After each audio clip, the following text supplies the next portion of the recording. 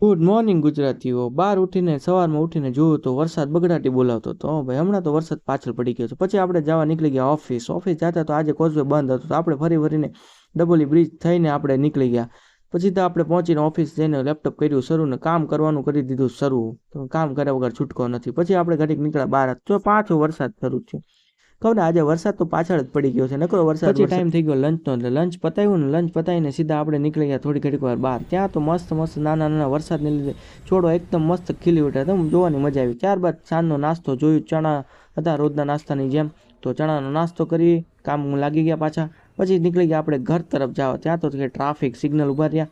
પછી સીધા આપણે ડબોલી બ્રિજ થઈને તો કેમ કે વરસાદ આવતો હતો એટલે રેનકોટ પહેરેલો હતો પણ તોય ધીમે ધીમે આપણે નીકળી ગયા કેમ કે રસ્તાઓ અત્યારે ખૂબ જ ચીકણા ને એવું હોય એટલે ધ્યાન રાખવું પડે। ત્યાં તો આવ્યો રસ્તામાં રિલાયન્સ સ્ટેન્ડ હમણાં નવો જ બનેલો છે એટલે મસ્ત લાઇટિંગ બાઇટિંગ ખૂબ સારું હતું, મજા આવી જોવાની। ત્યારબાદ આપણે આવી ગયા હનુમાનજી મહારાજના દર્શન કરવા। તો આપણે કર્યા હનુમાનજી મહારાજના દર્શન। ત્યારબાદ સીધા આપણે ભોળાનાથના દર્શન કરીને આપણે હવે સીધા નીકળશું ઘરે। તો હવે લિફ્ટમાં પહોંચી ગયા અને લિફ્ટમાં દબાયો સીધો છઠ્ઠો માળ। તો ઘરે બી આવી ગયો અને ઘરે આવીને સીધા આપણે ખલેલા કહેતા કેમ કે ડિનર હતું નહીં। ત્યારબાદ આપણે બ્લૂટૂથ નવા પરચેસ કરેલા હતા તો ઘરે આવી ગયા હતા। તો મસ્ત જોયા, ચેકિંગ કરે, ખૂબ જ સરસ હતું, સાઉન્ડ બી સારું હતું। હવે મળશું કાલે સીધા, tata bye bye, good night, સિયા।